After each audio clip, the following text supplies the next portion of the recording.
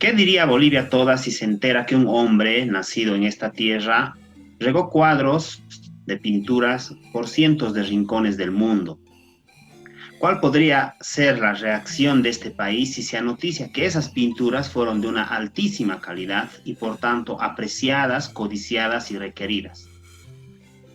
Sabemos los bolivianos y las bolivianas que una vez uno de los suyos, uno de los nuestros, realizó una performance en Manila, Filipinas, en las que simuló artísticamente matar al Papa Paulo VI y por ello fue condenado a guardar prisión 4 años, 4 meses y 4 días.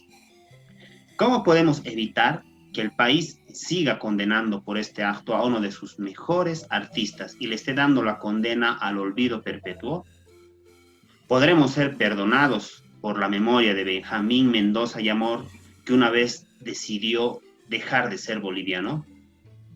Hoy en Ollantay vamos a intentar reconciliarnos con el pasado, figurar la verdadera dimensión y reivindicar a Benjamín Mendoza y Amor, un artista que no vale la pena seguir olvidando.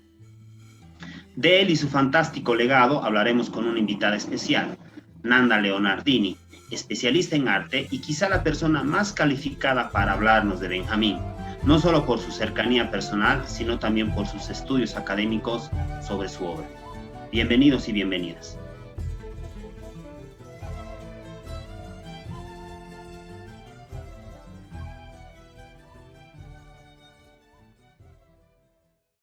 Benjamín Mendoza y Amor, el misterio del artista que atentó contra un papa. Benjamín Mendoza y Amor nació en La Paz el 31 de marzo de 1933. Estudió en el Colegio Ayacucho. Ahí Mendoza descubrió el surrealismo y una capacidad especial para dibujar con las dos manos. Unió surrealismo y arte para decidir que sería un pintor y que su misión sería la de demostrar a través de su arte la injusticia del mundo y sus miserias permanentes. Entre 1952 y 53 fue cadete de la Escuela de Aviación de La Paz. En 1959, a sus 25 años, representó a Bolivia en la Quinta Bienal de Arte de San Pablo, pero su deseo era viajar. En 1961, viaja a Argentina. Mendoza y Amor vive el verano en Mar del Plata. Está corto de dinero y para pagar su estadía en esta ciudad, pinta un par de murales en el hotel en el que se hospeda, que se llama Manila, coincidentemente. Ya en Buenos Aires, se inscribe en la Escuela de Bellas Artes, donde expone sus obras en el Consejo Deliberante, exponiendo ahí a donde se le presentaba. Esta práctica sería una constante en su vida. Vivió en cuchitriles andrajosos, fabricó autorretratos en una peluquería de señoras y pintó a la acuarela paisajes andinos en un restaurante de la calle Corrientes, a cambio de comida. Para cuando expone en la Galería Whitcomb, Mendoza y Amor había conocido a un curioso personaje de la Argentina, Raúl Barón Visa, escritor y político argentino, que le compra un cuadro, El alba de los tiranos, y para quien ilustraría el libro, todo estaba sucio. Los rastros que Mendoza deja en la Argentina son escasos, un retrato de la modelo Cuca Denis y una despedida que en 1963, antes de su viaje a Estados Unidos, publica Juan Carlos Colombres en su célebre revista Tía Vicenta.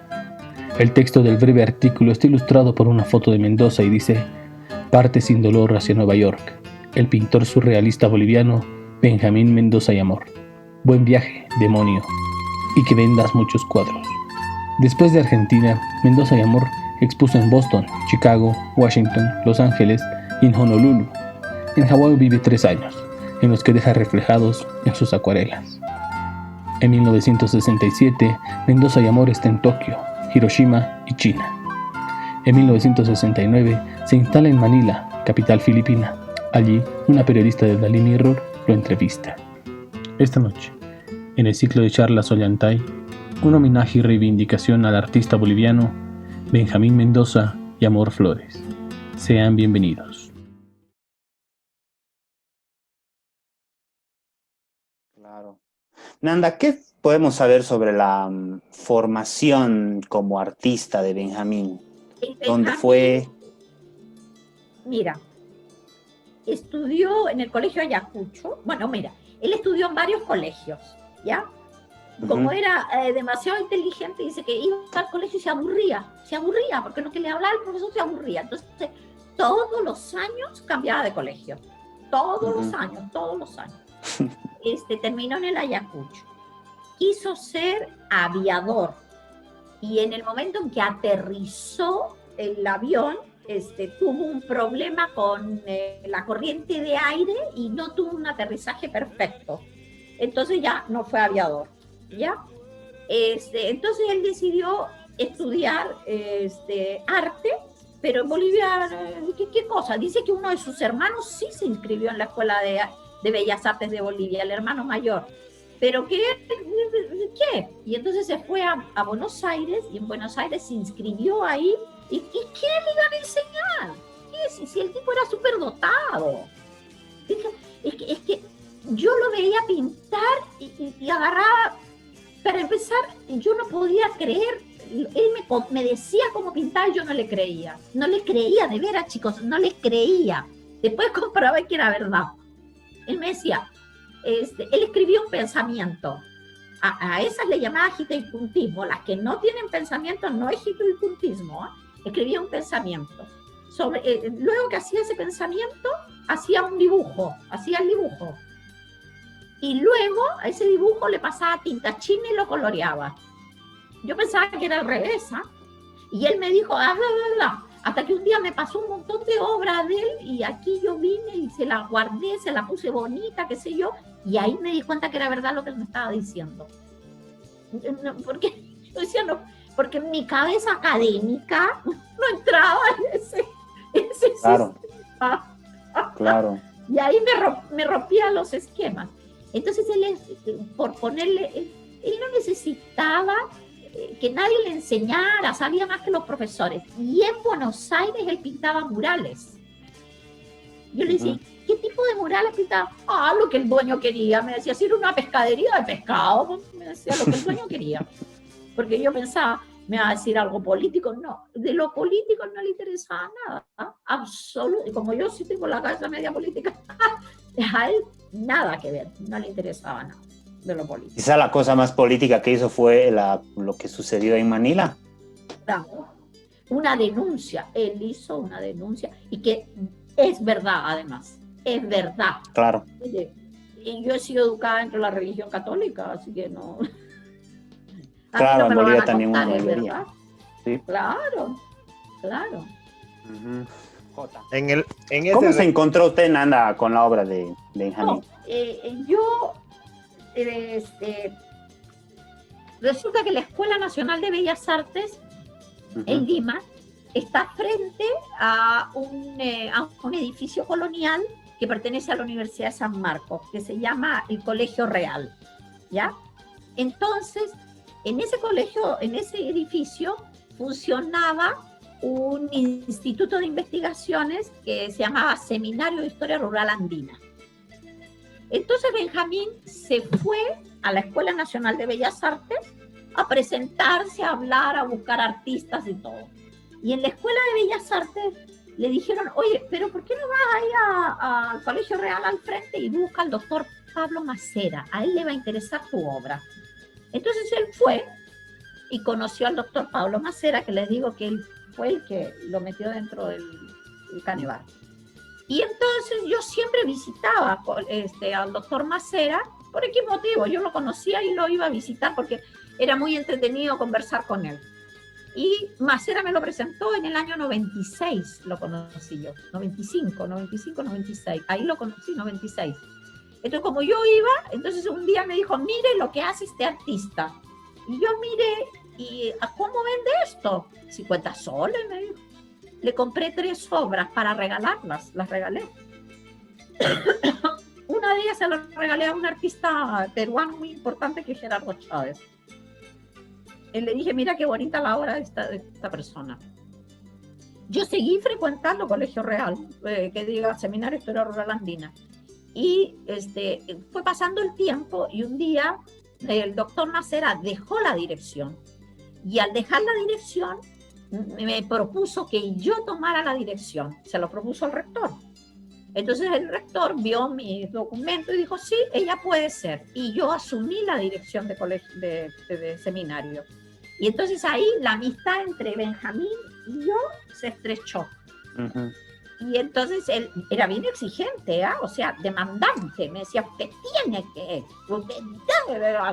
y además usted tiene que comprarme, usted tiene que ayudarme a vender. Y así como que medio me amedrentaba, pero no me amedrentaba entre comillas, pero es que la obra de él era tan maravillosa, o es tan maravillosa, que ¿cómo no voy a ayudarlo a vender? ¿No? Claro.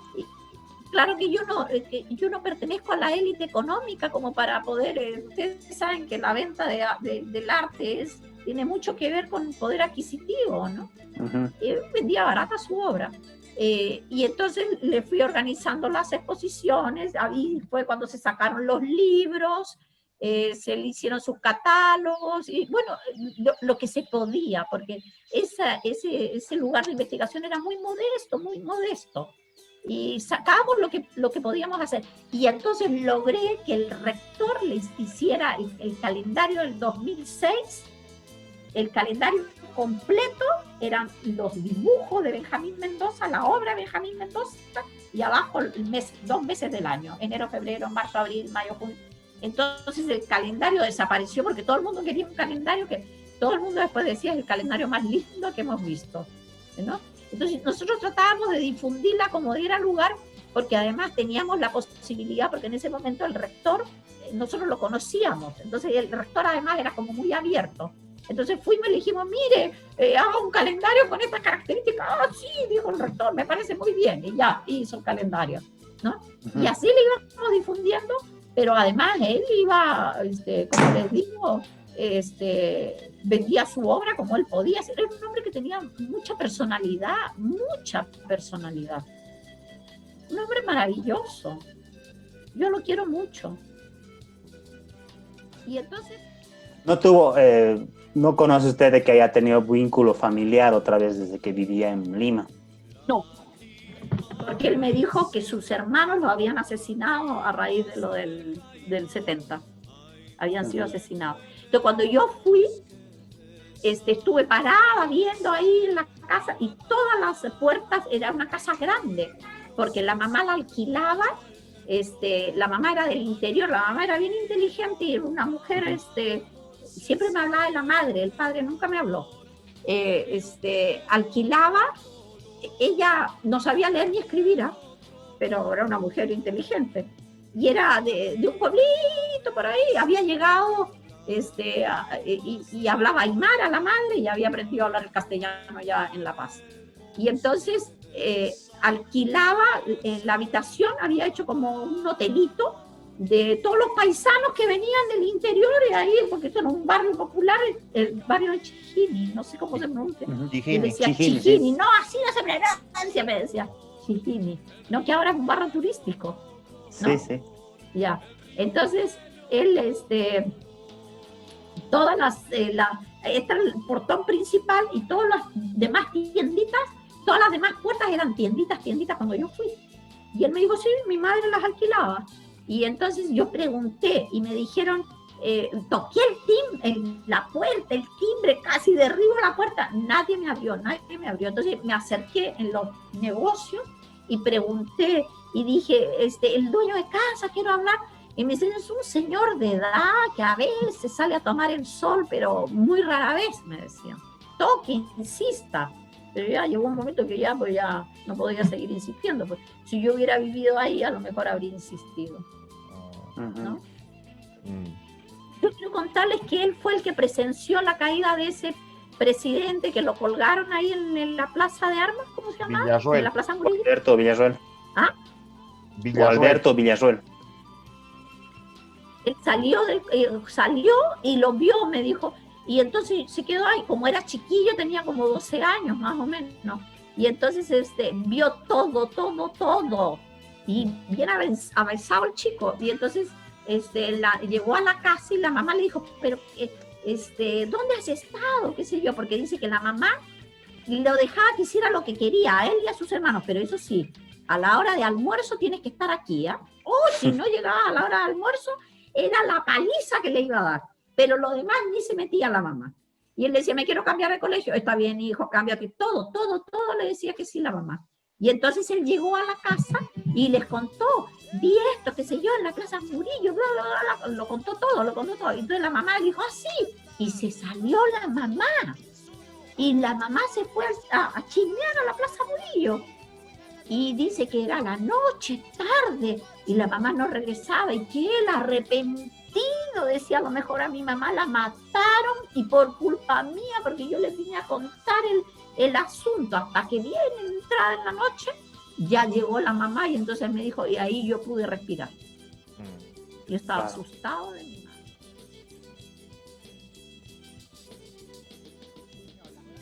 Bueno, pero habían otras en que nosotros, digo nosotros porque trabajamos, a veces apoyada yo con personas, le hicimos en Seminario de Historia Rural Andina 2 exposiciones. En el INNA, el Instituto Cultural Peruano Norteamericano, le hicimos una exposición que se vendió, creo que eran 50 aguadas, y se vendieron 40. O sea, la gente la compraba y todos estaban como locos. Y así iba la gente, así. Pero él no se presentó el día de la inauguración. Me dijo, no, usted me representa a mí. Y todo el mundo me preguntaba, ¿y usted? No, él no va a venir, le decía yo. No se siente bien de salud. Pero le decía, ¿pero qué le voy a decir, don Benjamín? Que le diga que estoy delicado de salud. No, él está delicado de salud, no puede venir. Pero la gente era por la curiosidad. Ya ves que la gente es media morbosa, ¿no? Querer verlo. Pero él era reconocidísimo por la calidad de su obra, todo el mundo lo reconocía. Y luego, curiosamente, a San Marcos le hizo 2 exposiciones en los salones, en unas galerías que estaban en la Facultad de Letras. Entonces, la segunda exposición fue la que yo le curé, y que él me decía, ay, doctora, no, ahí yo no voy a vender nada, porque él quería vender, obviamente, porque yo no tenía dinero. Entonces le digo, pero de todas maneras le sirve. Y resulta que se fijó la fecha de inauguración, y él falleció, y la fecha de inauguración coincidió exactamente con el mes de cumplida su fallecimiento. Fue una cuestión así ya. Y entonces hicimos como un performance ahí. Yo escribí un texto largo y se lo entregué a diferentes alumnos que entraban y salían hablando acerca de él, ¿no? Y todos vestidos de negros estábamos, y después una chica entró derramando pétalos de flores, ¿no? Luego yo le compré el nicho perpetuo en el cementerio, porque yo no quería, él estaba en un nicho temporal, yo le compré el perpetuo y le mandé a hacer su lápida. ¿Y sabes cómo es la lápida de él? De lo más sencillo. ¿Nos puede mostrar? ¿En qué cementerio de Lima está? Anda. Pero maestro, esta es la... Su firma. La firma. Su firma. La firma. Y yo quise, con letritas de mueble, no. La firma de él, así, Benjamín Mendoza. Qué lindo. Y una de las frases que él colocaba, ¿no? En sus obras de gitopuntismo. Uh-huh. Y entonces pusimos un sol cuando había nacido, y una luna, la fecha de su fallecimiento. Pero yo no quise poner la paz, porque yo ¿por qué? No soy boliviano. Bueno, era un hombre del mundo, Benjamín Mendoza. Nada de ese país, me decía. No le quería renovar el pasaporte, ¿eh? Tremendo. Esa relación en la que su país lo ha olvidado y él ha tratado de olvidar su país es terrible. ¿Dónde nos dijo que podemos encontrar? ¿El país lo trató mal, pues? Seguro que sí, seguro. Lo sigue tratando mal porque en realidad se ha tratado de enterrar todo resquicio de memoria respecto a alguien que debería ser al revés, mínimamente estudiarlo y valorarlo. Yo creo que Borda, la primera mitad del siglo XX, Mendoza, la segunda mitad del siglo XX, en el arte boliviano. Uh-huh. En serio, años luz. Todos los demás sí, la Pacheco, qué interesante. El otro que hacía indigenismo Guzmán, bueno, qué interesante, nada más, pero Borda, la obra de Borda es por serie, ese Yatari que tiene, ese Yimani, es de todo, la burla Claro. de los signos, todo, claro. Y además el libro El Loco, ¿no? Qué curioso. El libro El El Loco. Loco que lo han reimpreso, pero no completo, ¿no? Sí, está editado e incompleto. ¿Por qué tan importante desde su... Ya sé que tiene muchas aristas. ¿Cómo nos podría sintetizar esta tal relevancia que tiene este pintor no boliviano nacido en Bolivia, que es Benjamín Mendoza? Peruano ahora. Bueno, mira, uno por la capacidad creativa que tiene. No, que tiene, mira, para mí está vivo. Yo lo quiero mucho, lo quiero mucho. La capacidad creativa era de una inventiva, de una inteligencia, de una sagacidad. Cuando yo le decía, a veces le hacía un comentario, me quedaba mirando y me decía, pero doctora, ¿qué pasa? Como diciendo, no hable tontería. Ay, don Benjamín, perdóneme, le decía. Pero una agudeza mental tremenda, una brillantez de inteligencia, y luego cómo tomaba el pincel. Yo lo veía cuando él decía, bueno, pero la va a colorear, sí, y agarraba la témpera, la ponía al agua y ya le empezaba a temblar la mano, ¿eh? Y los pintaba, le iba haciendo los detalles. Pero con una facilidad y con una rapidez increíble. Y la creatividad, ¿no? Por ejemplo, él vivió, cuando él llegó en el año 89 acá, la cosa estaba muy picuda con todo eso de Sendero Luminoso, del terrorismo, muy picuda.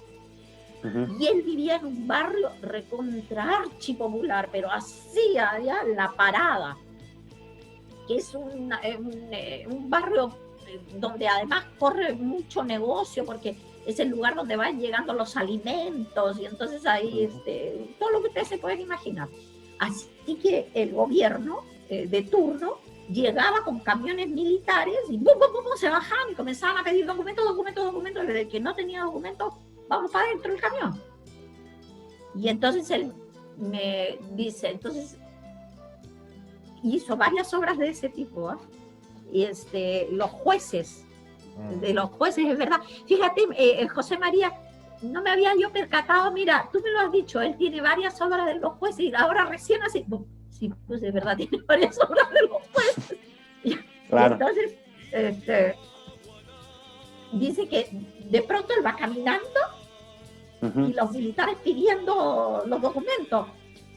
Y él dice, y ahora no podía, porque si retrocedía era evidente.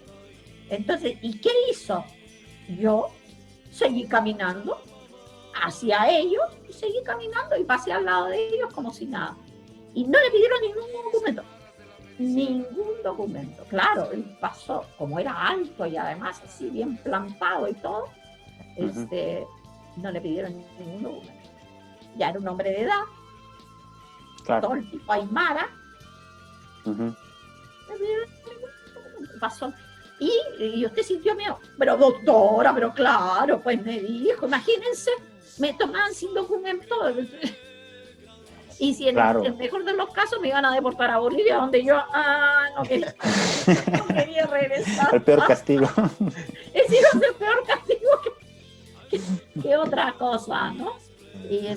Y la creatividad de él. Y la fantasía, por eso y nosotros le pusimos al libro Hituicuntismo, fantasía y hituicuntismo. El hituicuntismo es un vocablo que él inventa, como ustedes lo tomaron ahí, lo tomaron de la conferencia mía, ¿no? Él inventa esa palabra y él es el único artista hituicuntista. O sea, él con su amigo desapareció. Y entonces él, yo no soy surrealista, me decía, yo soy hituicuntista. O sea, tenía un estilo para él mismo. No era surrealista, era más que eso. Una capacidad creativa increíble. Y lo que tenía entre ceja y ceja, que yo nunca se lo pude cubrir, porque ustedes comprenderán que yo, ¿de a dónde?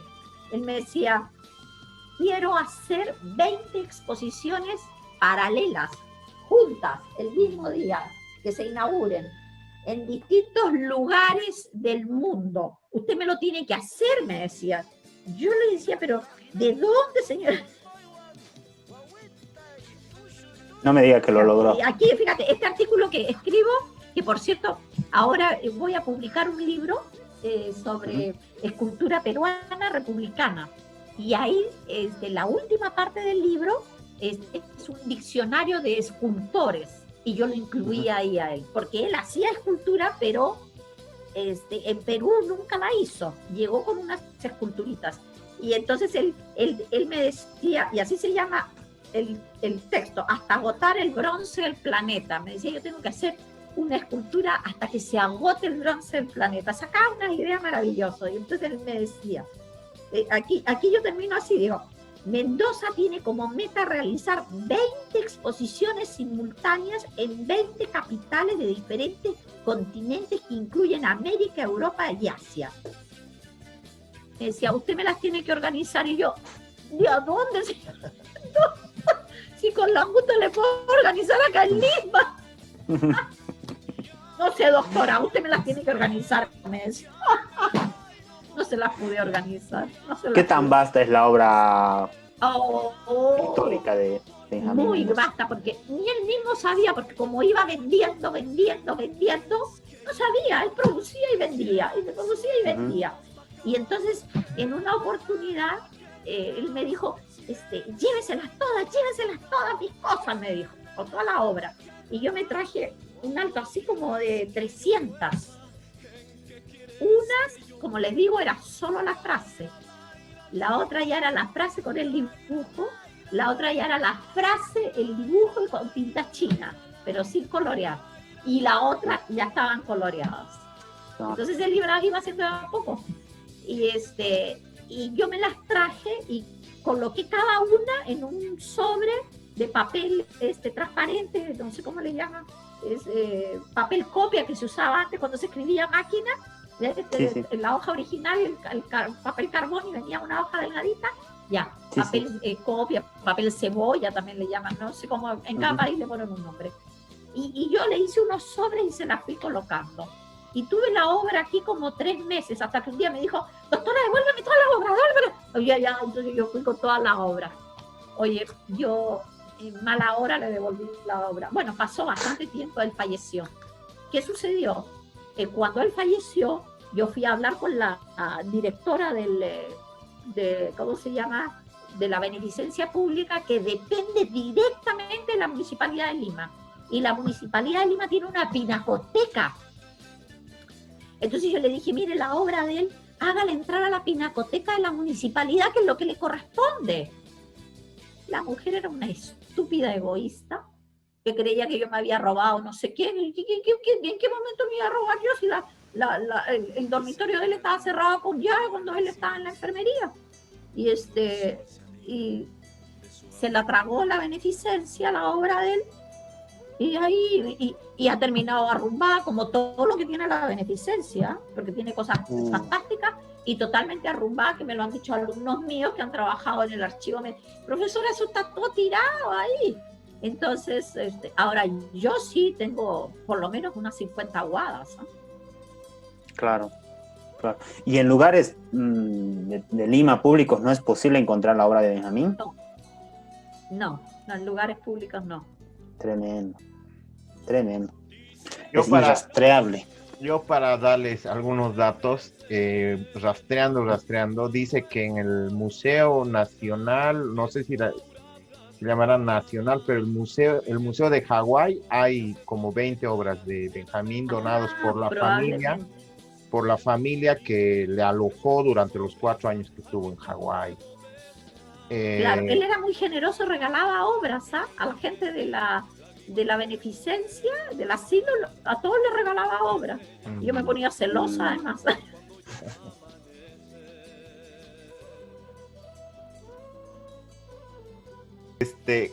Usted como académica, ¿cree que se puede sistematizar la idea de la pintura de Benjamín? O sea, se llama jutuicuintismo, pero obviamente he leído en miles de lugares y todos tratan de definir, de hacer, y lo más cercano que... Él lo definió solo, él es surrealista. Él es en realidad, si a mí me dicen, clasifica la obra de él, surrealista, pero él no es igual a cualquier surrealista, él es hituicotista. Que tiene como una sonoridad aymara, por lo menos para mí. Claro. Él creaba palabras. Dicen que Jutui es una palabra aymara, la verdad no he podido averiguar qué es. Y kuntismo viene de Kan. Pero aquí yo lo defino, pues, ¿no? Y ustedes toman esa definición, ¿o no? Claro. Sí, sí. Claro, sí. Juntura externa, porque creo, ¿no? Dice, las jotas de esto derivado de Kant, y va toda una explicación de lo más razonal que haya. Esta es de hituicontismo. Está escrita abajo, ¿no? Exacto, ahora les leo. Pero miren qué es que es preciosa. Es buenísimo. Es que todo lo de él es precioso. Dice, de la filología del autor, entre paréntesis, punto suspensivo, el juez cantó el himno potentemente sagrado en memoria del pez chico. Siempre tenía esa obsesión por el juez, ¿no? Ha sido parte de su obra. Sí, hay varias jueces.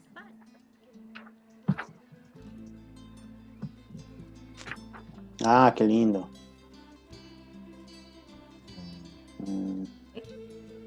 Soy Dios de la vida, soy Dios de la muerte. Entre otras cosas, ¿no? Ahí. Y aquí. Qué hermoso. ¿Ven? Y estas están. Y acá, ¿qué es lo que dice? Ah, ya no sé dónde dejé los antiguos acá.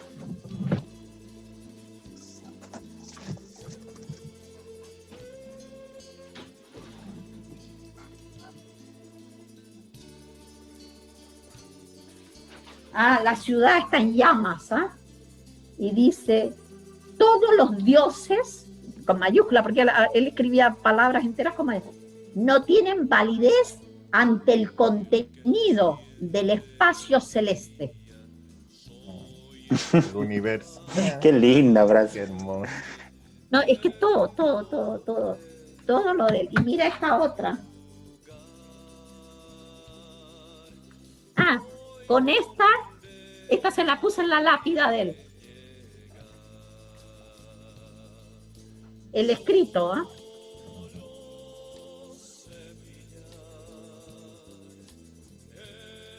Es la famosa María Elena, ¿no?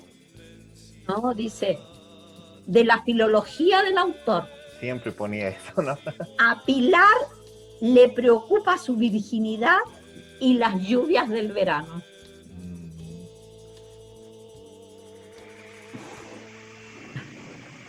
¿Eso puso en la lápida? ¿Por qué le pareció poner eso en la lápida, Nana? Yo llevé, fíjense, esta fotocopia con la persona que hacía la lápida. Y entonces este señor había estudiado, él había estudiado una cuestión como de, no era electricidad, pero ese tipo de cosas se había ido y había estudiado en Checoslovaquia, en Rumanía, durante la época de la Unión Soviética.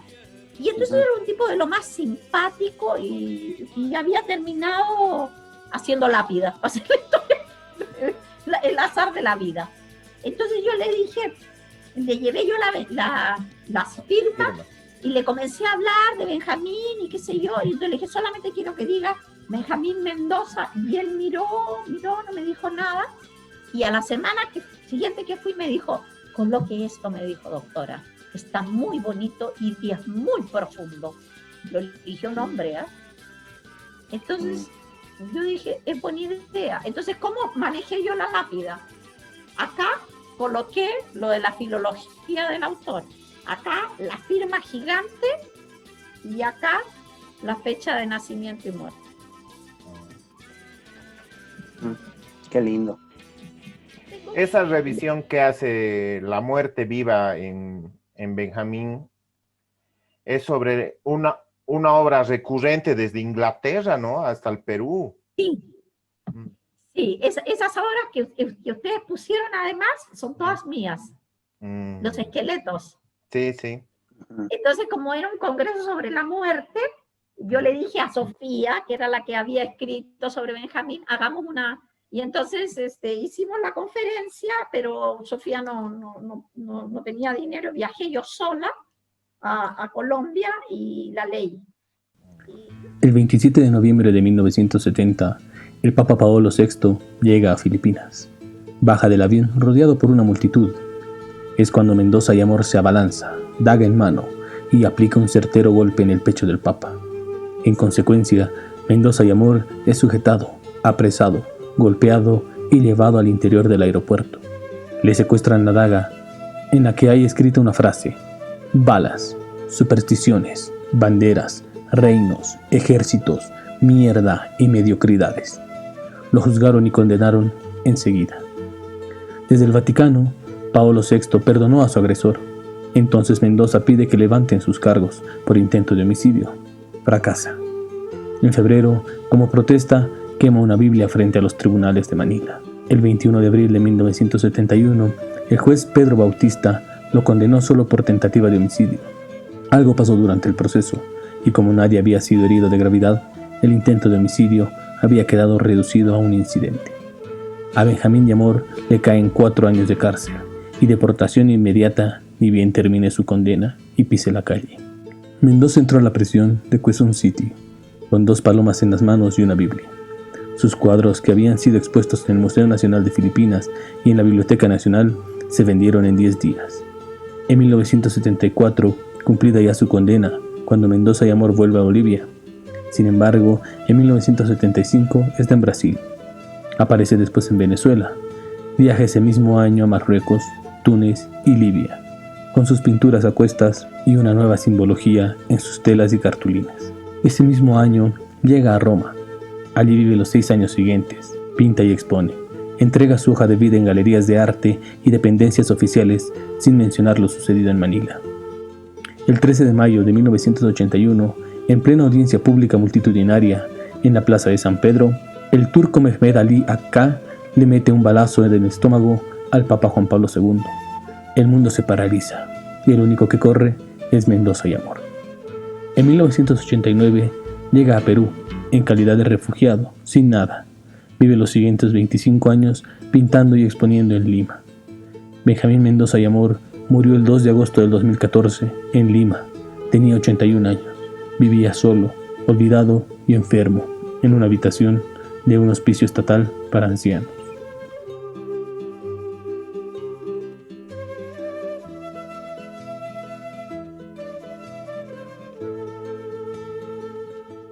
Sí. Miren, Benjamín me escribía a mí muchas cartas. Siempre era la misma idea, ¿no? Y yo las he ido guardando. Y entonces me decía: doctora, hágame esto, doctora, lo otro, doctora, aquí. Mil cosas. Aquí está. Siempre diciéndome, me tiene que hacer esto, me tiene que hacer esto otro. Pero y además subrayando las cartas. Muy cordial, doctora. Y entonces era todo, miren, que además muy interesante porque todo lo hacía arte. Mira, ¿ves cómo cortaba las hojas?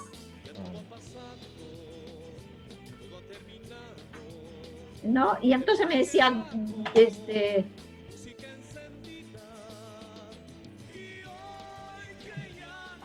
bueno, hay cosas,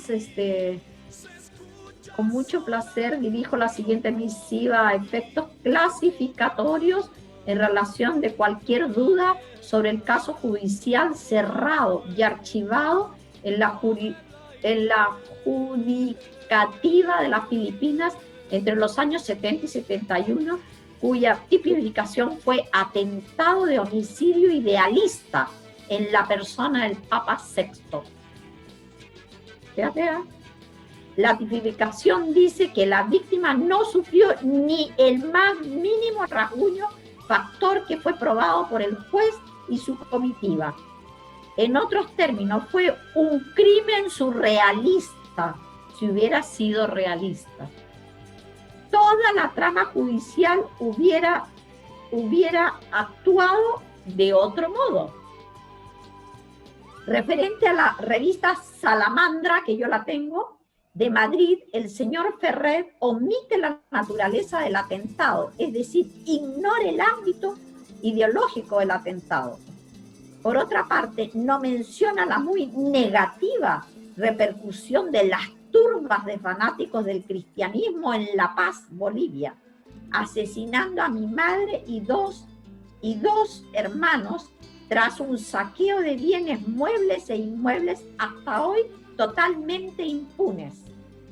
No puedo negar mi bautizo y confirmación como tradicionalmente se sigue costumbre desde la colonia. En mis viajes a lugares sagrados descubrí falsedades y engaños ancestrales de los que sufrimos gran parte de la humanidad. También la creación eclesiástica por el Papa Inocencio III, quien durante el siglo XIII creó la Santa Inquisición, con más de 50.000 ejecuciones. Hasta Galilei fue obligado a negar su teoría heliocentrística de que el Sol giraba alrededor de la Tierra por mandato de Dios. La diversidad de crónicas de historiadores lentamente apoyaron y apoyan hasta hoy lo contrario.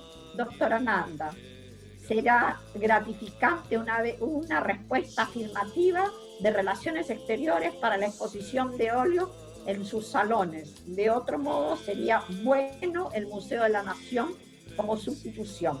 Para cerrar estas líneas, el señor Ferrer de la revista Salamandra dice la verdad sobre mi edad y lugar de nacimiento. Al recibir mi salvoconducto, yo me ocupaba de bienes acumulados en pueblos grandes y pequeños. Consecuentemente, cualquier estatus de edad me era secundario. Atentamente, Benjamín Mendoza. La revista Salamandra, que yo me enteré, la pedí y me la mandaron por correo. La revista española. Así me lo dijo él, que cuando él estaba en el juicio, uno de los carceleros se le acercó y le dijo, Benjamín, porque todo el mundo se encantaba con él, pues, entonces, Benjamín, ha pasado esto con su familia en La Paz. Entonces me dijo, yo sentía una impotencia tremenda, me decía, doctora, porque imagínense yo en Manila y con lo que estaba sucediendo en La Paz con mi madre, que quería mucho a su madre, entonces se sentía culpable de que su madre hubiera sido asesinada por una turba de personas. Dice que y yo sí le creo, que deben de los fanáticos, pues. Claro que sí.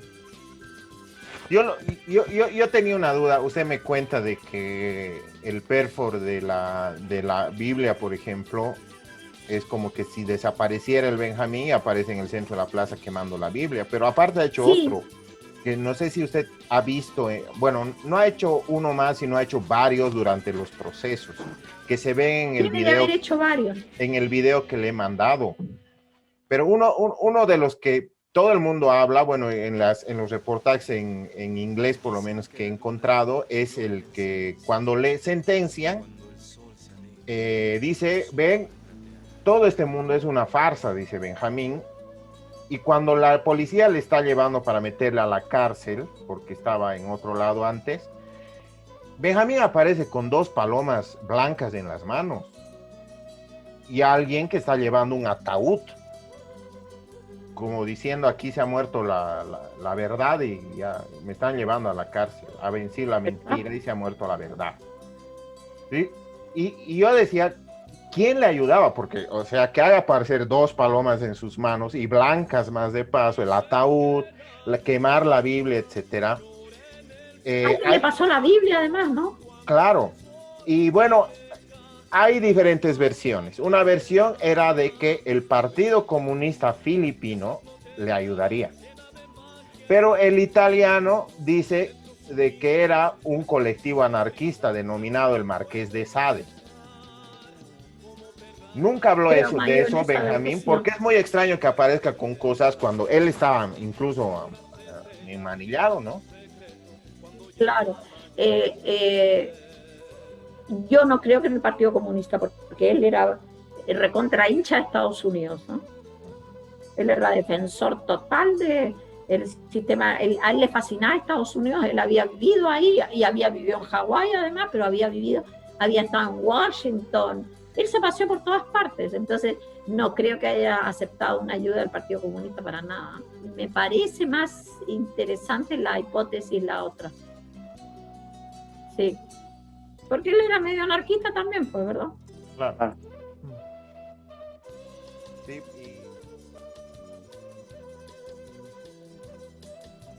Jota. Mira, nosotros acá en Perú le sacamos un librito. Primero le sacamos este libro.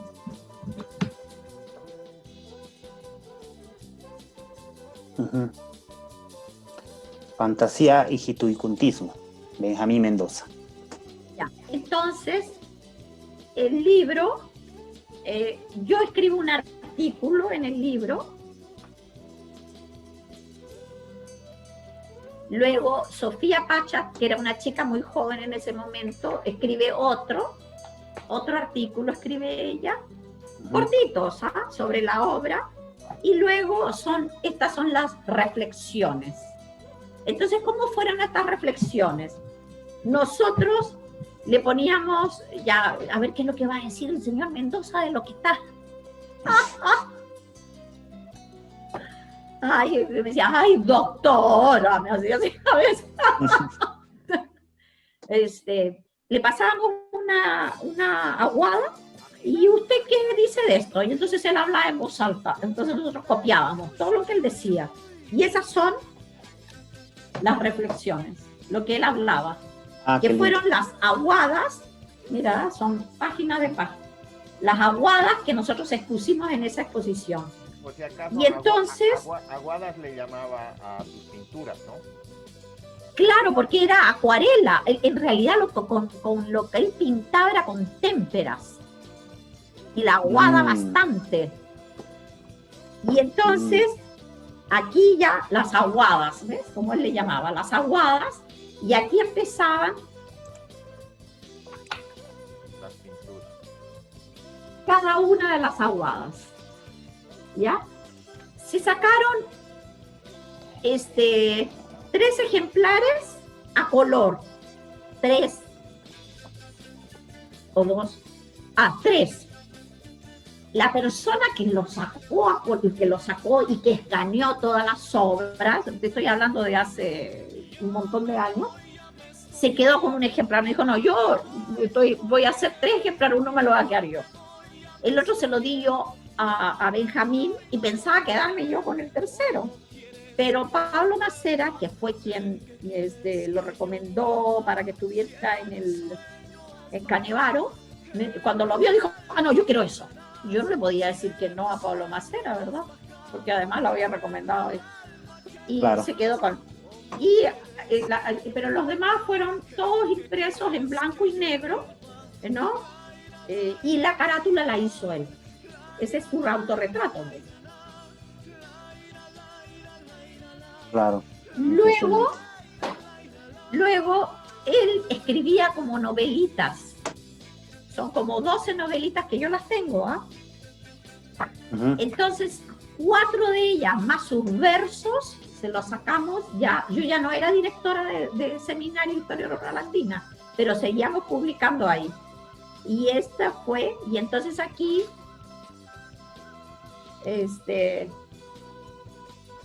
aquí se lo dedica a él, además, se lo dedica a él al gran Alejandro Roses de Manila, quien en tiempos difíciles me dio a entender el valor de la palabra amistad. Él era el jefe de la cárcel. ¿Cuánto tiempo estuvo recluido en Manila? 4 años, 4 meses y le perdonaron los 4 días. No cumplió la condena completa. No la cumplió, pero se paseaba por toda la cárcel tranquilamente. Y entonces yo hago un prólogo y luego empiezan así, ¿ves? Él hizo las carátulas. Ya esta carátula está, este era el tamaño como él escribió las obritas, ¿ya? Ujú. Y nosotros se lo pasamos a la computadora y estos son los versos, ¿no? Yo esto lo podría escanear, pero le tendría que pedir a alguien que me lo escanee para mandárselos a ustedes. Sería un gran lujo que haga eso, Nanda.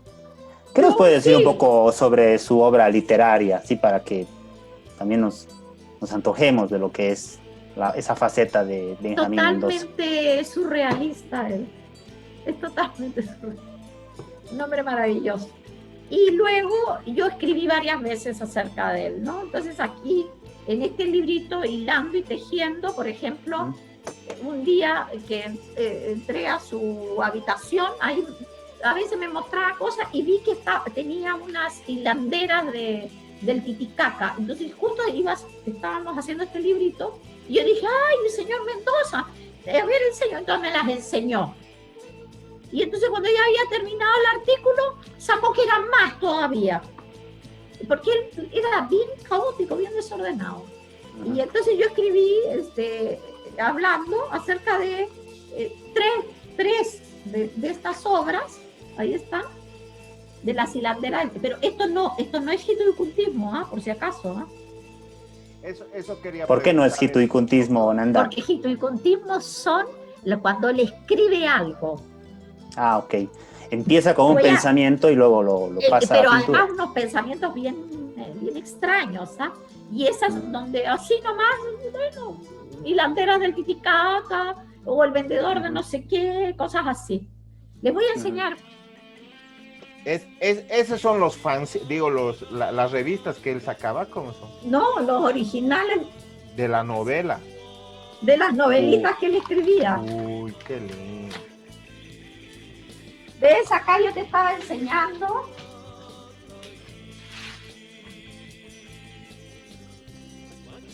Versos libres, ¿ya? Pero Amparo Ojeda, ¿ves? Así se llama esa novela.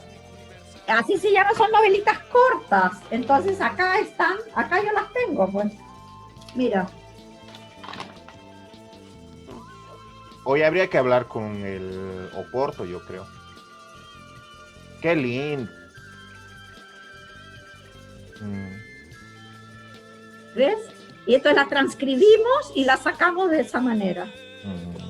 Bueno, no se hizo lo que se puede, porque a veces pues no se puede más. Y nos dice Hoy que ya tendríamos, Nanda, de que podamos publicar en Bolivia alguna obra literaria de Benjamín. Aquí son 4 novelitas más sus versos, los versos libres que él le llamó, ¿no? Ahí están. Esto se lo voy a escanear, ¿ya? Muchas Pero gracias. él hacía y esto está en un formato más grande del original de él, pues ya vieron que el original de él es más pequeño, entonces nosotros copiamos la carátula y se la pusimos como carátula, pues, pero el papel es A4. Hicimos lo que podíamos y bueno, son como 11 novelitas. Vaya. Tengo 1, 2, 3, 4, 5, 6, 7, 8.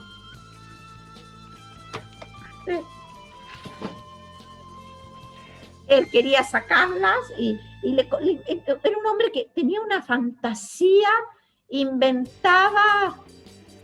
Mire, ¿saben qué? A mí me hubiera gustado ser millonaria. ¿Sabes por qué? Porque yo, si hubiera sido millonaria, le habría dado cuerda para que él hiciera todo lo que él quería hacer. Porque todas sus ideas me parecían maravillosas. Yo le habría dado cuerda para que él siguiera produciendo. Pero se topó con una profesora.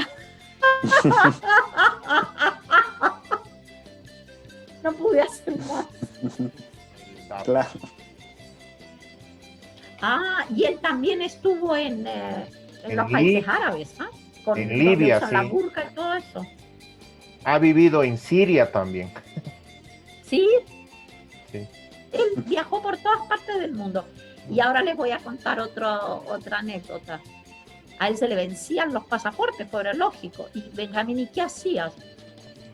Le ponía el sello y firmaba, pues. ¿Cómo que le ponías el sello? Fácil, doctora, con un pincel finito. Mano de artista. Mm. Una época en que viajó, estaba él sin documento y resultó que cuando estuvo en lo del Himalaya, en el albergue, resultó que subió un grupo de mexicanos al Himalaya y le cayó una luz y murieron los mexicanos. Y el pasaporte del mexicano estaba en el hotel y Benjamín estaba sin pasaporte. Cogió el pasaporte y cambió las fotos. Y viajó como mexicano durante un tiempo bastante largo. Que los bolivianos no le querían reconocer el pasaporte. Y ese fue el problema que él tuvo en Italia, porque el documento lo tenía vencido. Así que odiaba a los italianos. Esos desgraciados me hicieron venir, me hicieron regresar. Y él dice de que él dejó cosas en Roma. Entonces, cuando tú me dices, José María, de que el fulano ha encontrado un baúl, es verdad. Porque dijo, yo dejé mis cosas encargadas en Roma. La historia, una cuenta de dinero, me dijo. la historia es así. Nombre de otra persona. No, le había dejado la mitad a un amigo pintor italiano y la otra mitad estaba en su cuarto. Y como no pagaba el alquiler, lo habían pasado a esas empresas que hay que son como containers que guardan las cosas, y este italiano ha encontrado esa mitad. La otra mitad supuestamente la había destruido el otro amigo italiano, porque lo que cuenta el italiano es lo siguiente, de que Benjamín escapa porque justamente ese día o ese año se da el atentado contra Juan Pablo II. ¿Qué año fue el atentado contra? 89. Cuando acababa de subir, ¿no? Juan Pablo II. Sí. Tenía poco tiempo. Sí. Y se da el atentado y él tiene que huir así a la rápida porque dice que ha averiguado el italiano, supongo, tenía ya denuncias. No saben cómo habrá entrado hasta Roma, porque vivía en Roma, con el antecedente que tenía, pero yo creo que entró con el pasaporte del mexicano, porque te estoy diciendo. Puede ser. O sea, se llamaba de otra manera. Sí. Y que la policía le estaba pisando incluso los talones, porque como usted dice, la iglesia no es un ente inocente, y le estaban pisando los talones. Entonces se entera del atentado y dice que sale, dejando las cosas. Supongo que para el pasaje le habrá pedido al amigo, por eso le deja la mitad. Y que el pintor italiano le da una entrevista a este otro italiano y le dice que ha tenido que quemar las cosas porque la policía fue a buscarlo a él. Yo insisto, mira, la verdad siempre se impone. Siempre se impone la verdad, a veces se tarda. Entonces nosotros tenemos que dejar, a mí no me quedan muchos años porque yo ya soy una mujer mayor, pero ustedes tendrán que tomar la posta, ¿no? Y hay que salvar la imagen de él como artista, como artista boliviano, por favor, sí. Es lo mejor que tienen los bolivianos en la segunda mitad del siglo XX. Claro que sí. Con el debido respeto a ustedes. No, claro que sí.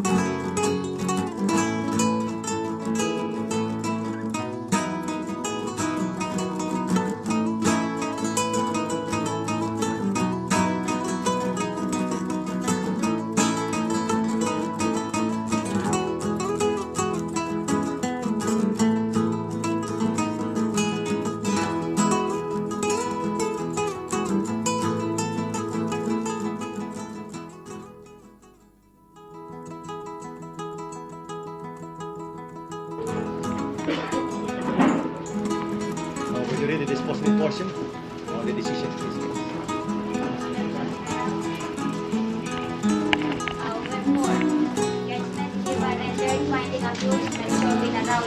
Case number 89-3, people of the Philippines.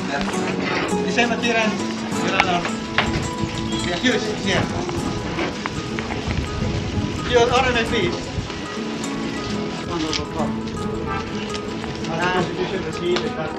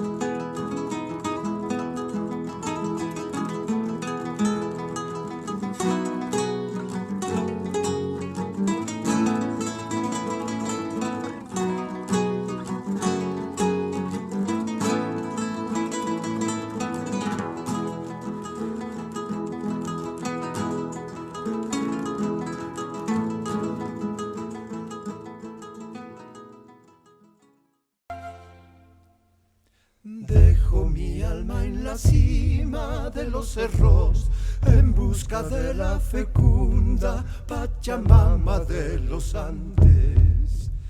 Ella me contará historias milenarias, luces de luna nueva que emergieron de Tiahuanacu. El viento será la voz de mi sicuri, su sentimiento que cantará las melodías que alegran el alma de mi pueblo. El viento será la voz de mi sicuri, su sentimiento que cantará las melodías que alegran el alma de mi pueblo. Luz de mi raza, voces de mi pueblo, memorias de ayer, Pachamama Huilapa. Dejo mi alma en la cima de los cerros en busca de la fecunda Pachamama de los Andes. Ella me contará historias milenarias, memorias del Sajamá, del Tateirapo y del Tunumpa. El viento será la voz de la Chachira y Guimani, que se alzará en luz brillante alumbrando el camino de mi pueblo. El viento será la voz de la Chachira y Guimani, que se alzará en luz brillante alumbrando el camino de mi pueblo. Luz de mi raza, memorias del tiempo, luz de mi raza, Pachamama Huilapa.